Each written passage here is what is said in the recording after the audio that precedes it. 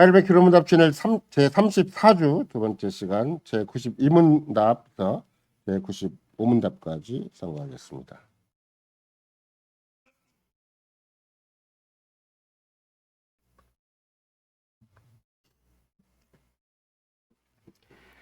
제92문답 주의 율법이 무엇입니까? 하나님이 이 모든 말씀을 일러 가라사대 나는 너를 애굽 땅 종되었던 집에서 인도하여낸 너희 하나님 여호와로라. 제1계명 너는 나 외에는 다른 신들을 내게 있게 말지니라. 제2계명 너를 위하여 새긴 우상을 만들지 말고 또 위로 하늘에 있는 것이나 아래로 땅에 있는 것이나 땅 아래 물속에 있는 것에 아무 형상이든지 만들지 말며 그것들에게 절하지 말며 그것들을 섬기지 말라. 나 여호와 내 하나님은 질투하는 하나님인즉 나를 미워한 자의 죄를 갚되 아비로부터 아들에게로 3,4대까지 이르게 하거니와 나를 사랑하고 내 계명을 지키는 자에게는 천대까지 은혜를 베푸느니라. 제3계명 너는 너희 하나님 여호와 이름을 망령되이 걷지 말라. 나 여호와는 나 이름을 망령되이 걷는 자를 죄 없다 하지 아니하리라. 제4계명 안식일을 기억하여 거룩히 지키라. 이세 동안 힘써 내 모든 일을 행할 것이나 제7일은 너희 하나님 여호와의 안식인즉 너나 내 아들이나 내 딸이나 내 남종이나 내 여종이나 내 육축이나 내 문안을 유하는 객이라도 아무 일도 하지 말라. 이는 여세 동안에 나 여호와가 하늘과 땅과 바다와 그 가운데 모든 것을 만들고 제7일에 쉬었습니다. 그러므로 나 여호와가 안식일을 복되게 하여 그날을 거룩하게 하였느니라. 제5계명 내 부모를 공경하라. 그리하면 너희 하나님 나 여호와가 내게 준 땅에서 내 생명이 길리라. 제6계명 살인하지 말지니라. 제7계명 간음하지 말지니라. 제8계명 도적질하지 말지니라. 제9계명 내 이웃에 대하여 거짓 증거하지 말지니라.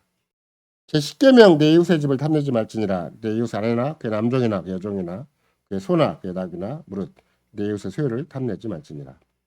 제93문답 10계명은 어떻게 나뉩니까? 두 부분으로서 첫째, 하나님과 관계에서 우리가 어떻게 살아야 하는가? 둘째, 우리가 우리 이웃에게 어떤 의무를 지고 있는가를 가르칩니다. 제94문답 제1계명에서 주께서 무엇을 요구하십니까? 나의 참 구원을 위하여 나는 모든 우상숭배, 점술과 미신, 성인들이나 다른 피조물에 대한 기도를 피하고 멀리하는 것입니다. 더 나아가 나는 유일하신 참 하나님을 바르게 알고 그만을 신뢰하며 모든 겸손과 인내를 그에게 복종하고 모든 좋은 것들을 오직 그에게서만 기대하며 전심으로 그를 사랑하고 경외하며 존경하는 것입니다. 요컨대 나는 즉히 작은 일이라도 그의 뜻을 거슬러 행하기보다는 오히려 모든 피조물을 포기하는 것입니다. 제95문답 우상숭배란 무엇입니까? 우상숭배란 그의 말씀으로 자신을 계시하신 유일하신 참 하나님 대신 혹은 더불어 우리의 신뢰를 두는 어떤 다른 것을 소유하거나 권하는 것입니다. 예수 그리스도의 사랑하는 성도 여러분, 우리는 십계명이 우리의 감사의 기준이고 또 성화의 율법이다, 이런 종합적인 큰 틀을 충분히 살펴본 바가 있고, 또 그런 맥락에서 물론 어떤 사람은 십계명을 율법 중의 율법이다, 다른 말로 얘기한다면 율법 안에 가장 큰 율법이다, 뭐 이렇게 표현하기도 하지만, 이게 이제 히브리적인 용법상 그 명사를 반복하고 단수 명사 다음에 복수 명사를 쓰면 그게 명사 문장의 최상급이 되듯이 율법들 중에 율법이다, 그런 말을 쓴 것은 그만큼 십계명 전체가 율법을 대변하고 있다, 또 율법의 중심을 이루고 있다, 율법의 모든 넓이와 깊이와 높이를 충분히 제시하고 있다고 볼 수가 있는 것이죠. 특별히 오전 시간도 말씀드렸지만 구원을 위한 유일한 토대가 있는데 그건 뭔가 그러면 뭐 영단번에 그리스도께 드리신 희생 제사예요. 그게 구원의 근거가 되는 것이고, 그다음에 구원의 방편은 무엇인가? 그러면 우리가 생각하는 대로 한다면 유일한 딱 한 길이 있는데, 우리가 요한 사도를 통해서 예수 그리스도가 내가 길이요 진리요 생명이라고 한 만큼 그리스도를 믿는 믿음을 통해서만 우리는 구원을 얻어요. 그러니까 전인격적인 반응이라는 게 믿음이라고 한다면 결국은 우리의 신뢰와 우리의 의지가 그 그리스도를 믿는 믿음, 그 구속의 은혜 가운데 있는 것이죠. 아까 그렇게 그리스도의 영단번에 드리는 제사가 근거가 되었고 또 그걸 믿는 믿음이 구원의 방편이 되었다면 그 구원의 열매는 무엇인가? 그게 이제 우리가 십계명을 비롯한 언약의 계명들이다. 그러니까 구원의 근거가 있고 방도가 있는가 하면 오전 시간에 말씀드린 것처럼 믿음이 있는데 확실한 지식만 있고 또 견고한 확신이나 생활상의 열매가 없다. 그러면은 자기도 모르게 이제 믿음이 약해져요. 예를 들면 아까도 그 죄는 죽고 의에 대해서 산다. 그 말을 원칙적으로 또는 이론적으로 충분히 인정한다 할지라도 자기 지체를 또 자기의 오장육부는 그만두라도 이렇게 이목구비가 있고 또 자기 몸뚱아리가 있는데 이거를 그냥 시공간을 대부분 그냥 서양사랑 똑같이 써버리면 그 주인이 달라진 걸 모르는 거예요. 내 주인은 분명히 옛사람은 어, 죄와 더불어 그리스도와 함께 더불어 죽은 것이고 나는 하나님께 대하여 이제 의로 산 자가 되는 건데 그 원론적인 것은 그렇게 잘 현실과는 너무나 차이가 나고 현실에서는 잘 확인이 안 되니까 역일제다라는 독특한 용어를 써서 그걸 끝까지 그렇게 미리 염두에 두고 그걸 비중 있게 더 큰 비중이 있게 그리고 더 날 그 당연시하고 그쪽에서 논리가 항상 움직이고 있어야 되는 것이지 교회 나올 때만 그 논리가 움직이고 성경 볼 때만 교회가 논리가 움직이는 게 아니에요. 늘 생활 일선에서 그 논리가 자꾸 움직여야 돼요. 내가 적어도 그걸 충분히 알지 못한다 할지라도 하이델베르크 문답 질문답이 생활 속에서 다 의식이 돼야 돼. 그게 나는 나의 것이 아니다. 나는 내 몸과 영혼이 그리스도에 속한 것이다. 그 생활 속 자꾸 의식이 돼야 내가 현실 딱 가름이 되고 어떤 아주 급작스럽고 위험한 문제가 닥친다 할지라도 심지어 뭐 경각간에 막 생사가 가름되는 위기가 있다 할지라도 나는 그리스도의 것이다. 내 몸과 영혼이 몸도 그렇지만 영혼도 그렇다. 이렇게 딱 차이가 확신을 하고 쭉쭉 밀고 나가는 것이지. 그렇지 않으면 막 그 당황이라는 건 여러분과 내가 살아본 경험이 다 있잖아요. 돈만 조금 없어도 가슴이 철렁거리고 조금만 뭐 집안에 문제가 생겨도 막 오장육부가 다 흔들리는 판국인데 하물며 막 진짜 실제적인 막 큰 예를 들면 오전도 그런 말씀드렸지만 혁명을 하고자 한 사람이나 혁명을 당한 사람들이나 그 사람들이 대한민국에 내놓으라는 사람들인데 그 사람들의 가슴속에 지금 뭐가 움직이겠어요? 온 집안이 다 우리 집안에 참 그야말로 가문의 영광이라고 할 만한 사람들이 다 그 사람들인데 우리는 뭐 가문의 영광까지는 아니라 한다 할지라도 집안에 식구 하나가 어디 가서 좀 직장에 가서 무슨 뭐가 좀 사고가 생겼다 아니면 문제가 생겼다고 생각을 해봐도 그냥 집안 식구 전체가 가슴 철렁철렁 한 판국인데 이런 맥락에서 살든지 죽든지라는 말을 구태여 개혁자를 쓴 이유 중에 하나는 그것도 또 우리가 하이델베르크 롱답이 작성된 시대적 배경만 본다 할지라도 생사를 한다는 것이 무슨 의미가 있는가 싶을 정도 되는 거거든요. 물론 카톨릭에 대해서 아무 문제의식이 없는 사람은 그냥 그렇게 살면 돼요. 흥하든지 말든지 뭐 믿음 있든지 없든지 그냥 카톨릭 뭐 의지하고 살면 전 세계가 안정되게 보이죠. 짙은 어둠인지도 모르고 여기에 심각한 마귀적인 어떤 예언이 있는지도 모른 채 그냥 일반 한국 계속해서 팍 퍼져 살면 그냥 그 잘 먹고 잘 산다고 누가 뭐라고 할 사람이 없어요. 근데 유독 개혁자들 하나님 말씀을 더 존중을 하고 그다음에 하나님의 영이신 성신께서 강력히 역사하는 사람들은 그런 눈앞에 보는 현실을 보고 못 살거든요. 그렇잖아요. 마치 부모가 자식을 바라보고 아무 생각 없이 자식을 키우는 게 아니잖아요. 뭔가 부모가 경험도 있고 생각도 있고 자식을 향한 사랑도 있으니까 자식을 향해서 계속 뭔가를 이제 자꾸 제시해주고 막 매도 들기도 하고 그러듯이 만약에 정상적으로 그리스도 덕분에 하나님의 자녀가 된 우리가 하나님 아버지로 부르고 있는데 하나님 아버지가 우리를 그냥 세상에 팍 퍼져갖고 살게 하시는가 그런 법은 없어요. 내가 부모라도 내 자신 그렇게 안 하는 거예요.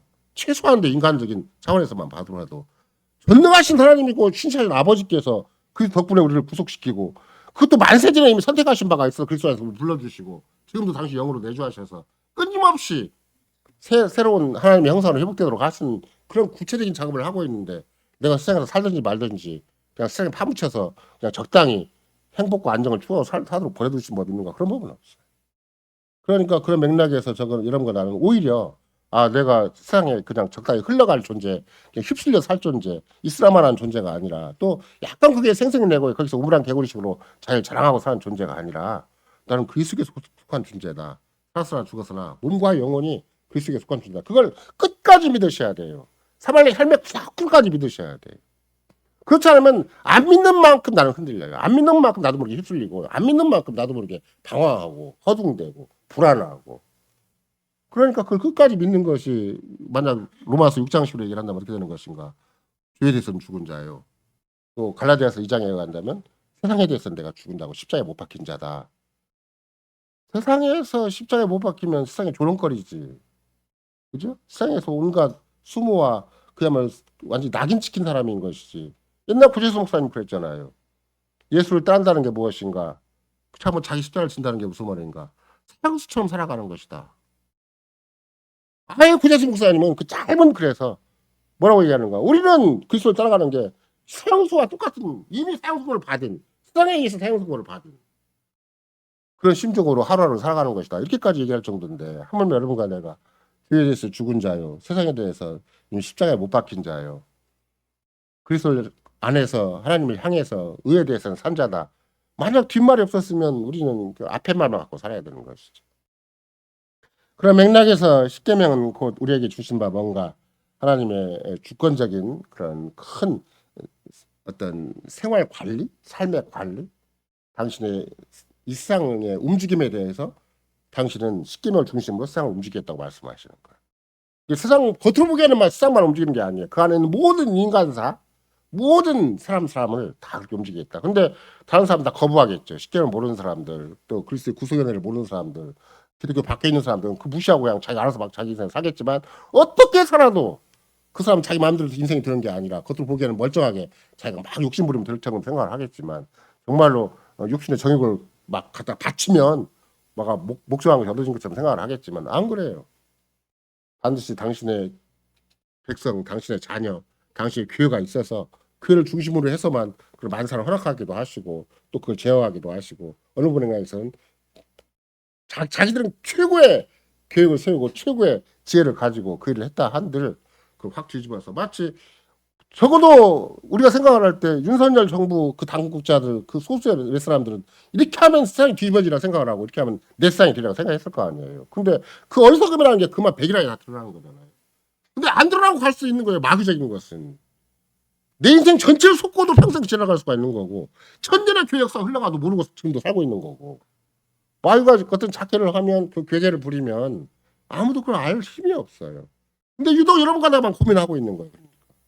왜? 진짜 성신께서 그리스도의 영이신 성신께서 우리로 하여금 계속 현실을 다시 보게 만들기 때문에 세상을 다시 보게 만들고 역사를 다시 보게 만들기 때문에 우리가 인식이 생기는 것이지 옆에 있는 사람을 보면 아무 문제 없어요. 차라리 자유계 안 나오고 일반 교회 나가면 참 모범적인 신자가 되고 차라리 거기서 적당히 신앙도 추구하고 내 인생도 적당히 행복과 안위를 추구하고 거기서 생색내고 살 수는 있겠죠. 이런 맥락에서 결국은 십계명이라는 것이 궁극적으로는 뭔가 우리 생활을 철저히 관리해주는 시스템이구나. 근데 십계명을 놓쳐버리면 어떻게 되겠는가? 내가 관리를 안 받겠다는 거예요.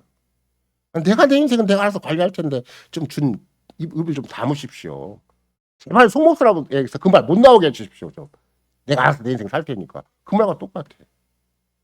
그럼 바울사도가 그렇게 할 것인가? 개혁자들이 그렇게 할 것인가? 절대 그럴 리가 없잖아요. 그러니까 계속해서 은혜 언약 안에 있는 10가지 계명, 10가지 언약의 말씀이라는 것이 우리에게는 진짜 생명이다. 우리에게는 자유다. 그것이 우리에게는 법이고 그냥 단순히 그냥 어쩌다가 의무에 매인 법, 그런 세상과 똑같은 법이 아니라 우리를 살리는 법이다. 그래서 그런 맥락에서 이제 은혜 언약 안에 있는 그것이 진짜 우리 삶 전체를 가장 자유롭게 하는 것이다. 가장 영광스럽게 하는 것이고 가장 존귀하게 만들어주는 것이다.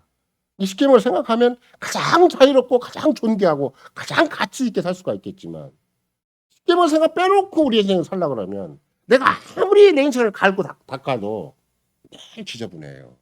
근데 왜 그리스도가 없는 하나님의 영이 없는 하나님의 언약의 약속이 없는 데서 막 내 인생을 열심히 꾸며야 되니까 자기가 가진 것이 얼마나 많다고 그렇게 하나님이 약속하신 길이 있고 하나님이 이미 그리스도 안에서 보장하신 길이 있는데 그 길 말고 자기가 자기 인생을 하겠다고 한다면 뭐 세상에서 좀 날려다 말려다 그냥 끝나는 거예요. 세상에서 그것도 아까도 처음 말씀드린 것처럼 우물한 개구리식으로 내 직장에서 내 가정에서 약간 생생해지다가 말다가 그냥 파묻히고 휩쓸리고 나중에는 궁극적으로는 이슬람만한 인생이 되고 마는 것이죠. 이런 맥락에서 우리의 모든 생활을 위한 자유의 법이 십계명이다. 또 우리 생활을 세상과 현저하게 구별되도록 살게 하신 거룩의 법이 우리는 성화의 법이죠. 십계명이라는 주제로 지금 계속해서 34주를 생각하고자 합니다. 예를 들면 대한민국에 있는 수많은 여러분 교회가 있잖아요. 뭐 지난번에 100만인가 뭐 얼마 모여서 막 현 정부에 대해서 강력하게 동성애를 비롯한 차별법 금지에 대해서 항의하기도 했고.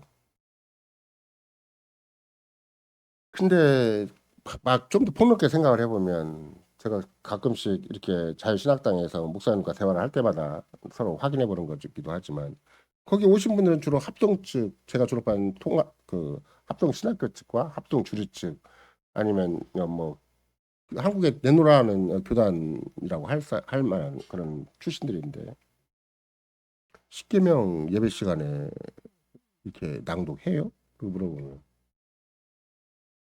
처음부터 없었고 지금도 없었고 앞으로도 없을 거예요. 그러면 십계명 빼놓고 예배를 드린다는 것은 무슨 의미를 가지고 있는가? 언약 밖에서 종교적인 행위를 하는 거야. 그리고 거기서 은혜 받고 거기서 막 자기 나름대로는 뭔가 한 인생 사는 것처럼 전 세계 선교를 다 담당하는 것처럼 대한민국의 무슨 운명을 가름하는 것처럼 그러니까 거기 나서가지고 전부 그 고재수 목사님은 한결같이 뭐 심지어 성경에 있는 모든 이론들을 다 자기한테 합리화시키기 위한 그야말로 아전인식격의 해석도 하고 그래가지고 심지어 아브라함 카이퍼 이론을 잘못 동원해가지고 마치 이런 우리나라의 최근에 이런 문제가 나오니까 또 합동층 그 신학교에 굉장히 유명한 사람들은 소신 있게 사는 사람이 있는데 아브라함 카이퍼의 개혁 정치학을 한번 읽어봐라. 아브라함 카이퍼의 개혁 정치학 읽어보면 뻔하겠죠. 그러면 그건 화란 사회예요. 화란 사회. 화란은 그나마라도 기독교가 그것도 개혁이라는 이름으로 국가적인 교회로 섰던 그런 나라이기 때문에 그런 조건 하에서는 어떤 기독교적인 명물을 얼마든지 세울 수가 있고 또 기독교적인 차원에서 사회 현실을 가름할 수도 있어요. 아브라함 카이퍼가 스스로 수상도 했고 또 기독당 당수도 했고 또 기독일보라고 하는 일반 신문의 편집장도 다 했기 때문에 충분히 그렇게 많이 통할 수가 있는 거죠. 근데 만약에 대한민국이라는 여건 속에서 누가 뭐 기독교적 문화가 어디가 있고 기독교적 언어가 어디가 있고 기독교적 당이 어디가 있어요. 그 진짜 천공을 감당 못해갖고 막 짤짤매는 게 대한민국 국민 전체고 이 당 저 당 다 천공 한마디에 꼼짝 못하는 거예요 지금. 윤석열은 천공에 의해서 좌지우지되고 있는 거고. 그럼 미신도 그런 미신이 없고 어둠도 그런 어둠이 없는데 이런가 내가 거기다 대고 막 마음을 보태고 생각을 보태고 감정을 보탤 일이 있냐고. 저렇게 어두운 세계에다 대고 내 감정을 보태고 내 생각을 보태고 내 입장을 조금 보태갖고 아이 저거 좀 빨리 엎어주면 좋겠다. 그 말 자체도 그 생각 자체도 진짜 어불성설인 거예요. 그렇게 막 가서 엎어지고 빨리 정돼가지고 그야말로 좀 속이 안 식었으면 좋겠다. 세상 조용히 된다 한들 마귀는 오히려 평안할 때 우리를 공격하죠. 그런 복잡 비밀한 현실 앞에서는 거기 또 복잡 비밀한 현실 앞에 더 빠지게 만들고 평안한데 세상 속에 더 빠지게 만들고 교회 본질 역사의 핵심 그다음에 주님이 친히 하늘보좌편에서 만왕의 왕 만주의 주로서 어떻게 세상 만사를 가르며 나가신가에 대해서 아무런 관심 없게 만드는 거예요. 그럼 여러분과 내가 시종일관 정말로 하늘과 땅의 모든 권세를 다 가지시고 그래서 만왕의 왕이고 만주의 주이신 그분이 당신의 교회 머리로 나타나기 위해서 세상 만사를 다스리신다. 그게 승천의 의미잖아요. 우리 승천 그렇게 고백을 했잖아요. 그걸 고백한 사람이라면 당연히 오늘 또 그러면 주님이 어떻게 세상을 다스리시는가? 그걸 생각을 할 때 그럼 하다못해 적어도 우리가 여러분과 내가 십계명적인 그런 위대한 세계, 정말 은혜의 세계, 하나님의 세계를 어떻게 구현하는가? 그걸 우리 마음대로 구현이 안 되니까 그래서 우리가 기도할 때도 주의 뜻이 이루어지옵소서, 주의 나라가 임하옵소서 기도하는 거잖아요. 그럼 당연히 내가 기도할 때 주님의 통치가 나한테 행여라도 그것에 빠져가지고 그것에 의해서 마음이 다 뺏기고 생각도 뺏기고 막 그것에 의해서 막 노심초사가 돼갖고 밤새 잠도 안 자고 열심히 봐요. 다. 저도 뭐 꼭 그렇게 다 안 본 건 아닌데 그거 어떻게 될까 봐서 막 근데 생각으로 잘 정리하는 것은 아까도 말씀드린 것처럼 살아서나 죽어서나 몸과 영혼의 진정한 이유는 어디에 있는가. 내가 이런 문제를 당했을 때 내가 진짜 마음에 희망을 소망을 갖게 되고 내가 마음의 안정을 갖게 되고 평안을 갖게 되고 기쁨까지 누릴 수 있는 길은 어디에 있는가. 그건 그리스도 구속을 끝까지 인정하는 길이고 끝까지 살아서나 죽어서나 그리스도의 것인 것을 고백할 때 생기는 일이지. 그 현상만 하러 보면 누가 내 뜻대로 해줄 것이고 그냥 반대로 뒤집어진다 한들 대한민국 사회가 내가 원하는 대로 가겠냐고요. 절대 안 돼요. 이래도 안 되고 저래도 안 되는 인생을 거기다 대고 막 생각과 마음을 섞어서 막 거기다가 막 상당한 시간을 보내가면서 할 일이 아니라면 하물며 그런 세상의 성격이 일관되게 그런 일이 이끌었건 세상은 배후에 마귀가 있어서 계속 내 인생을 소모시키는 작전으로 내 삶을 무가치하게 만들고 내가 그리스도에 속하는 것을 전혀 무효하게 만드는 삶이 마귀적인 작전인데 그렇게 세상에 대해서 넉넉고 사는 것이 마땅한 일이겠는가. 내가 그러면 그리스도 안에 구속받았다고 할 만하고 내가 나는 나의 것이 아니요 내 몸과 영혼이 그리스도의 것이라고 할 만한 것을 내 구체적인 삶의 현실에서 어떻게 확인할 수 있겠는가. 그게 나의 지체를 하나님 의의 병기로 하나님께 드리라는 거예요. 그래서 결국은 여러분과 내가 의의 병기로 드리는 방식은 무엇인가. 아까도 말씀드린 것처럼 계명에 자꾸 계명에 의지하는 거예요. 그러면 오늘도 여러분과 내가 금방 계명을 한 조항을 낭독을 했지만 아무리 지극히 작은 일이라도 하나님께서 그것을 행하기보다는 차라리 모든 피지로 포기합니다. 그리고 자기가 그 문제 앞에서 딱 주님 앞에 믿음의 태도를 취하는 거예요. 그러면 믿음에서 믿음에 이르게 되고 그럼 당연히 성신께서 나한테 힘있게 역사해 주셔서 그리스도의 죽으시고 사신 것이 내 것이 되게 하시는 것이고 내가 살았으나 죽었으나 내 몸과 영혼이 그리스도 것으로 확실하게 내 위치를 딱 정해서 세상을 다시 보고 내 인생을 다시 보고 내 주변 여건을 다시 보게 만들어 주시는 것이기 때문에 그렇게 해서 하루하루 살아야 이런 험악한 일 갑자기 뒤집어지고 엎어지는 별일이 다 생겨도 이건 천만 다행이죠. 지난번 코로나 때는 막 뭐가 당장 큰일 날 때가 와서 그냥 천양천지가 불안을 떠는 것이고 그때는 뭐 문재인 정부이기 때문에 뭐 이렇게 이것이 험악한 일인가 문재인 정부가 험악한 일인가 잘 모르겠어요.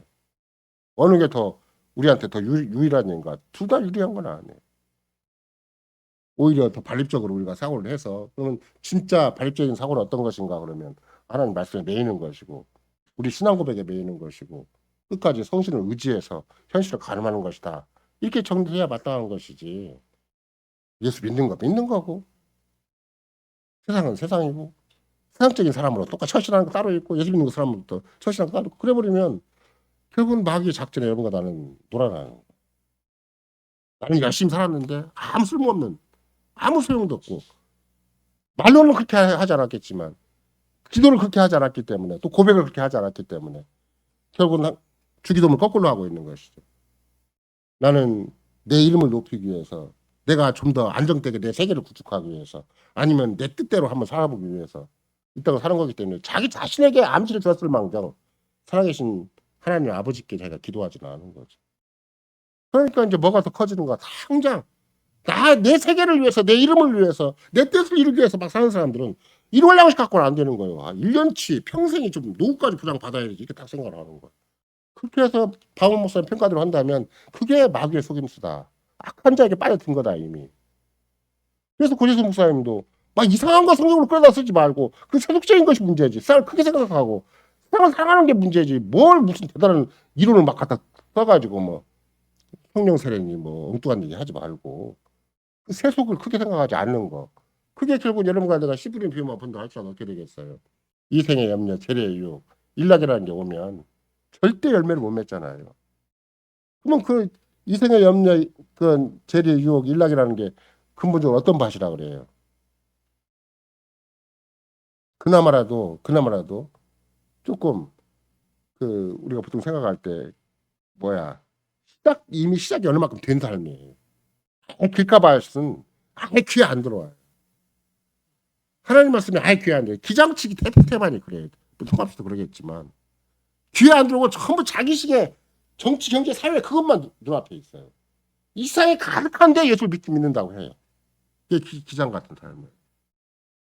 물론 기장 전체는 다 그런 건 아니겠지만 예장도 그런 사람이 없지 않아 있겠지만 이 길가밭이 될 때는 아예 이것저것 아무것도 없어요.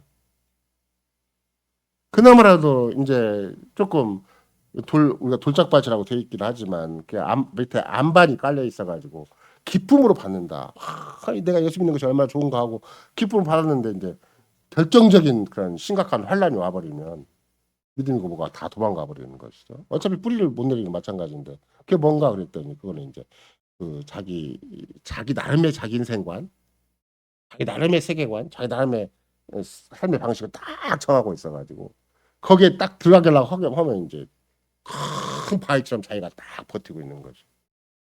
그래서 우선 당장은 희귀낙락한 것처럼 보이고 막 예수 믿는 막 기쁨도 있고 막 가서 춤추고 예배 시간까지 춤추고 별일 다 하는 것처럼 보여도 밑바닥에는 끝까지 자기라는 게 남아 있어요. 자기라는 게. 그러면 그런 세상적인 그것도 그냥 일반적인 자기가 아니고 우리의 신앙 고백서에 간다면 옛사람적인 자기고 그렇죠? 옛 본성이고 옛 자아고 옛 사람일 텐데 그런 어두운 자기를 가지고 무슨 그리스도의 이름이 드러나고 거기에서 무슨 하나 그리스도의 구속 사역이 거기서 증거가 되겠냐고요. 그래서 그런 교회를 어떤 교회라고 하는가? 그래서 거짓 교회라고 얘기를 하는 것이고 하나님 교회 온다면 시종이라고 우리한테 그래서 우리의 구속에 대해서 굉장히 넉넉히 가르친 다음에 구속을 끝까지 인정하는 삶, 구속이 끝까지 유지되는 삶, 구속의 열매가 있는 삶 어떤 삶인가? 그게 우리의 감사에 대해서 가르칠 때 맨 처음 십계명을 가르치는 거예요. 그러니까 십계명에 준한 삶이 아닌 한 감사가 아니에요.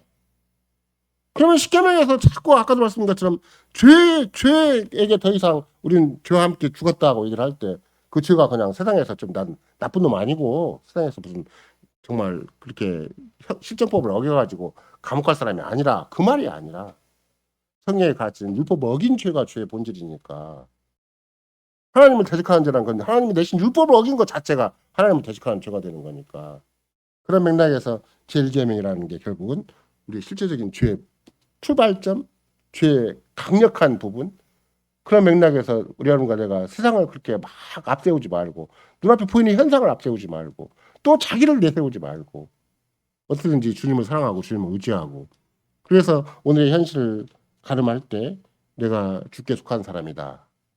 나는 그리스도인이다. 이걸로만 현실을 가름해 나가라. 그러면 거기에는 세상에 어떤 조건이 막 나한테 내 주변에 요동치고 그냥 세상이 뒤집어질 만한 환경이 생긴다 할지라도 난 상관이 없다. 그렇게 내 인생을 살아갈 수가 있다는 것이죠. 그래서 결국은 십계명 안에 우리의 무한한 인생의 가능성이 있는 거예요. 이 세상의 유일한 소망도 십계명 안에 있어요. 왜? 십계명을 버리고는 세상에 어떤 이정표가 없어져 버려요. 인류 역사가 어디로 가야 되는지 어떤 세계를 죽어가야 되는지 대한민국이 아무리 자기들끼리 그리스도 없이 정말 자기들끼리 나름대로 최고의 바벨탑적인 삶을 살았나 그래도 바벨탑은 망하는 것이 그들의 종말이잖아요. 서양 대한민국이 모든 국민이 정말 혼연일체가 되어서 합심을 해서 이렇게 막 안 싸우고 여당 안 싸우고 마음에 한결같이 하나도 바벨탑을 세웠다. 하나님의 심판이었다면 그렇게 해도 하나님의 심판인데 자중질환이 일어나고 자기끼리 막 치고받고 물고 뜯고 하는 형편인데 무슨 소망이 있겠어요. 근데 성경은 그리스도 안에서 우리에게 소망이 있는 게 뭐예요? 만유가 통일되는 위대한 세계가 지금도 역사 속에 진행되고 있고 역사의 종말에 완성된다. 그걸 가르쳐주는 거잖아요. 그러니까 그 신비한 세계에 걸맞게 현실을 가르며 나가야 되는 것이지 세상 갔다 이게 하는 것은 자기도 그 소망을 실천 구체로 확인하지 않는 거잖아요. 그러면 그 소망이라는 것이 늘 미래에만 두어지고 역사적 맨 끝점에만 두어져 있는 것인가? 아니에요. 종말 자체를 우리가 생각을 할 때는 개혁교회에서는 누구든지 어떤 교수가 됐든지 어떤 신자가 됐든지 간에 그리스도 초림부터 재림까지가 종말이고 그 안에 있는 구속의 은혜가 전부고 그 안에 있는 교회에 속한 우리의 삶의 전부고 그래서 오늘도 그 신비한 구속의 나라, 은혜의 나라, 그 대단한 그리스도 왕국의 맛을 보고 그 왕국의 일원으로서 하루하루 살아가는 것이고 거기에 충성하고 거기에 내 인생을 걸어야 되는 것이지. 그 세상 직장 하나 목매달고 막 거기서 월급 타갖고 노후 보장받는 데다 신경을 쓰고 그 왜 그래요? 불안하니까. 여기에 대한 확신이 없으니까. 복음에 대한 확신이 없고 하나님의 성경에서 제시하는 바 언약의 약속에 대한 확신이 없으니까 내가 그걸 믿고 의지하고 그쪽으로 가면 될 텐데 그러니까 천하 원사가 다 불안한 거야. 그러니까 내가 알아서 자꾸 챙기는데 얼마나 잘 챙기는 사람이 뻔하지. 사람 능력이 뻔한 거고 그 사람의 역량이 뻔한 건데 그러니까 믿는지 안 믿는지 모르고 막 살아가는 거예요. 그러니 그런 믿지도 믿는지 안 믿는지 믿거나 말거나 하는 세상을 살아가는데 주님이 무조건 그런 사람들 은혜를 베푸시겠냐고.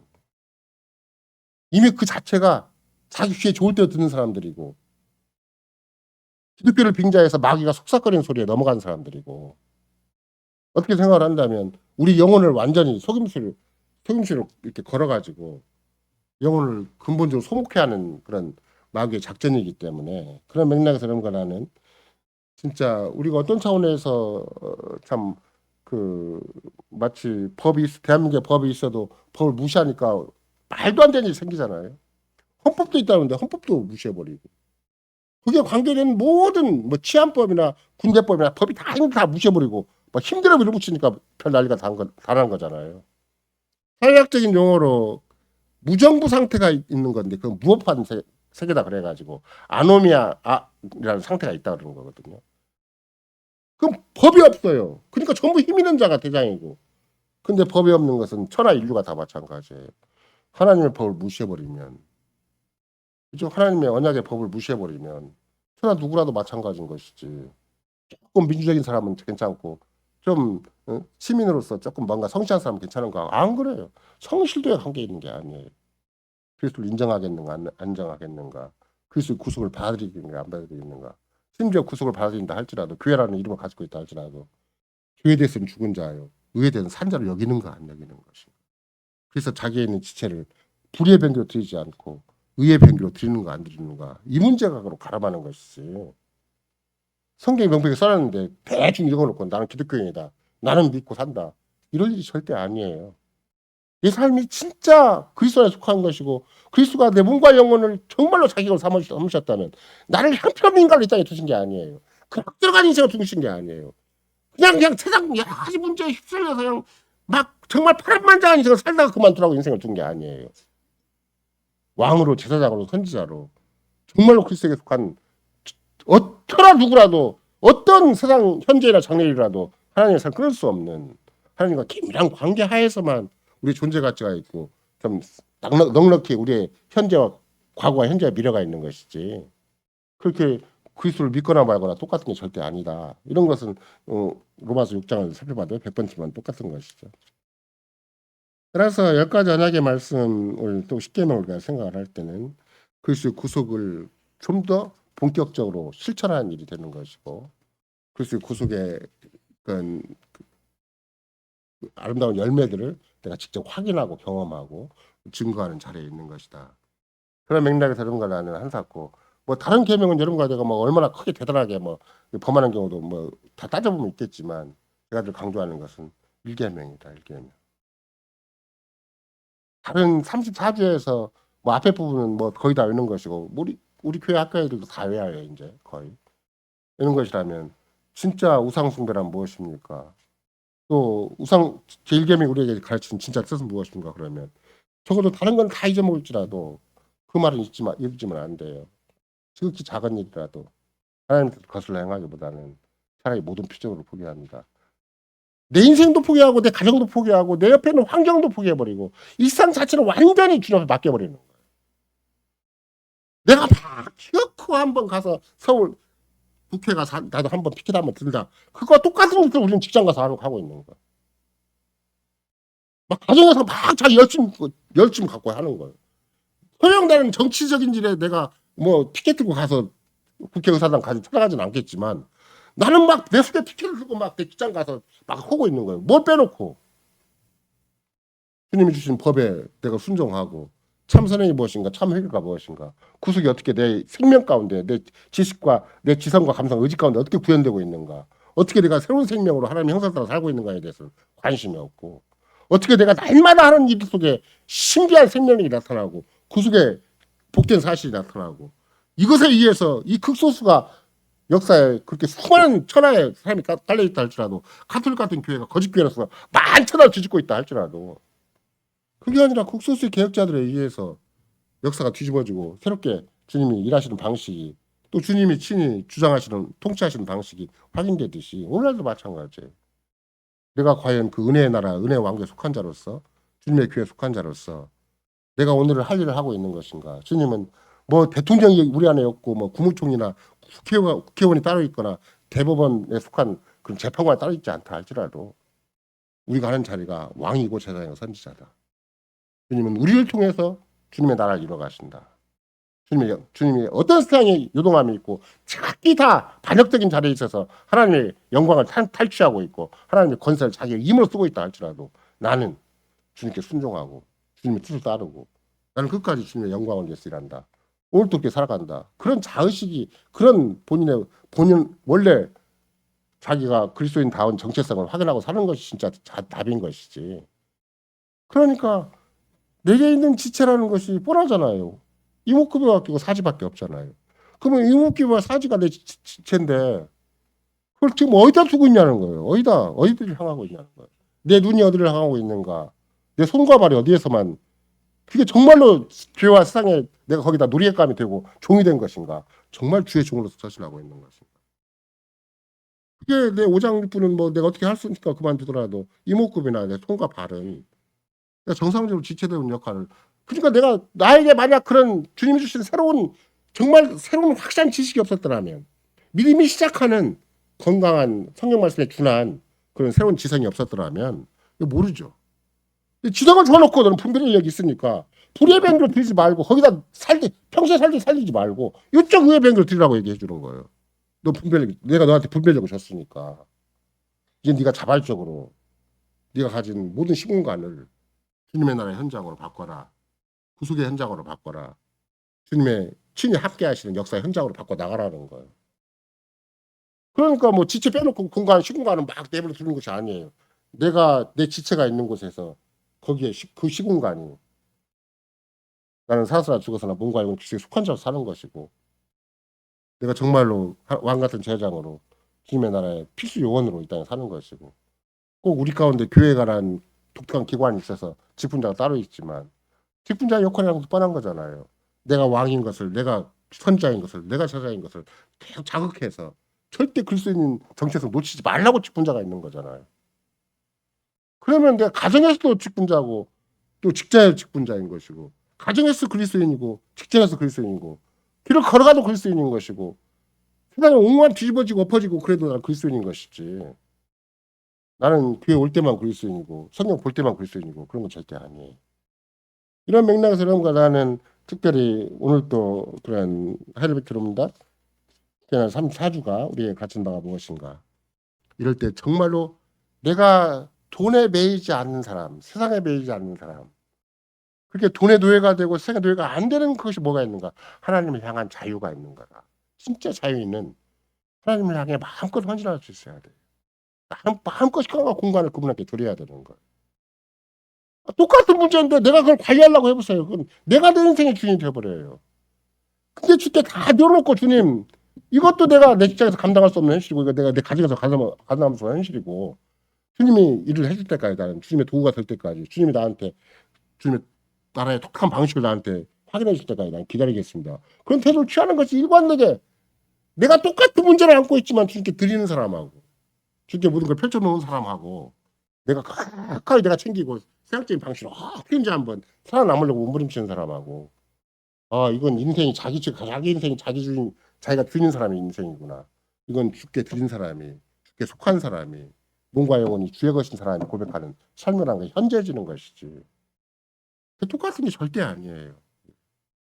그러니까 이렇게 분명하게 그리스도에 속한 자로서 정말로 자기 모든 지체를 의의 변기로 들은 자의 삶은 모든 시공간을 전부 자기 것으로 만드는 거예요. 그야말로 크리스천아이즈라고 할 만한 그리스도의 공간, 그리스도의 시간으로 자꾸 만들어가는 거예요. 그 그리스도의 것으로 만들어가는 거예요. 내 몸뚱아리 안에 몸과 영혼만 그리스도의 것이 아니에요. 내가 있는 가는 곳마다, 내가 사는 모든 시간마다 다 그리스도의 것이 되는 거예요.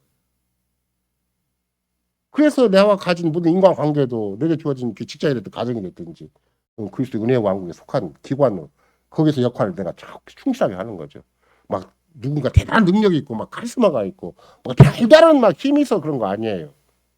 그냥 그리스도에게 자꾸 맡기기만 하면, 그리스도에게 드리기만 하면, 그리스도에게 자꾸 의지하기만 하면 충분히 나는 그리스도인다운 주님 앞에 충분히 주님이 기뻐하시고 충분히 주님 쓰실 만한 자리에 있게 되는 것이고 주님이 함께 하실 만한 자리에 있게 되는 것이지, 누가 대단한 능력이 있어야 되는 거, 뭐 다른 뭐가 있어야 되는 거 아니에요. 한 사고 죽게 맡기는 거, 한 사고 죽게 드리는 것이고, 한 사고 모든 지체를 어쩌다가 생각나면 하지 말고, 어쩌다가 그게 나올 때만 하지 말고, 그게 특별한 일이 있으니까 하지 말고, 내 생애 자체를, 내 시간과 공간 자체를, 거기서 내 지체가 움직이고 있으니까, 내 몸뚱이가 거기서 움직이고 있으니까, 내 몸이 살아있는 한 나는 그냥 옛사람적으로 사는 것이 아니다. 나는 세상 사람으로 사는 것이 아니고 직장인으로 사는 것이 아니다. 나는 어느 곳에서나 그리스도로 사는 것이다. 어느 곳이나 하나님의 백성답게 살고 하나님의 자녀답게 사는 것이다. 그건 어떤 방식인가? 세상 사람에 비해서 혼자 능력 있게 막 직장 회장이 되고 뭐 막 대단한 학사 박사가 돼야 되는 게 아니라 굉장한 소시민이라도 세상에 절대 알아주지 않는 그런 사람이라도 충분히 그리스도에게 쓰임 받을 수가 있고 그리스도인답게 자기 정체성을 확인할 수가 있고 얼마든지 주님이 쓰실 만한 왕 같은 제사장이 될 수가 있는 것이지. 그게 뭐 그건 저기 여긴 차별이 없어. 세상은 엄청난 차별이죠. 세상은. 그야말로 세상은 차별에 의해서 다 구성된 나라가 세상 나라잖아요. 여기는 아무 차별이 없어요. 완벽하게 그 구속이라가 적용되고 완벽하게 성신의 가르치심과 인도하심 적용되는 것이고 완벽하게 언약의 약속이 다 이루어지는 것이고 철저하게 생명이 보장되고 인생이 보장되는 것, 역사적으로 보장되는 곳에 있는 것이지.